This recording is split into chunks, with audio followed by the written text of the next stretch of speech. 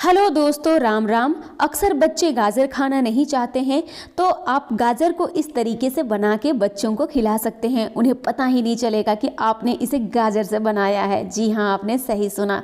तो सबसे पहले गाजर लेना है, थोड़ा सा चुकंदर, लहसुन, अदरक, हरी मिर्च को एकदम फाइन पेस्ट पीस लेना है और फिर उसे हमें एक बर्तन में निकालना है। एक कटोरी आटा डालना है और फिर जैसे हम पूरियाँ बनाते हैं सेम वैसे ही हमें इसका डो बना के तैयार करना है। थोड़ा सा तेल डालना है, चिल्ली फ्लेक्स डालना है और फिर धनिया का पत्ता और डो बना के तैयार कर लेना है। पूड़ी के जैसे बेलना है और इसे हमें तल देना है। तो इस तरीके से आज आप अपने बच्चों के लिए पूड़ी बना के तैयार कर सकते हैं और खिला सकते हैं। उन्हें पता ही नहीं चलेगा कि आपने इसे गाजर से बनाया है। तो ये पूड़ी तैयार है, तो इसे खिलाइए और फिर इंजॉय करिए। और अच्छा लगे तो मेरे चैनल को सब्सक्राइब करना ना भूलें। मिलते हैं अगले वीडियो में।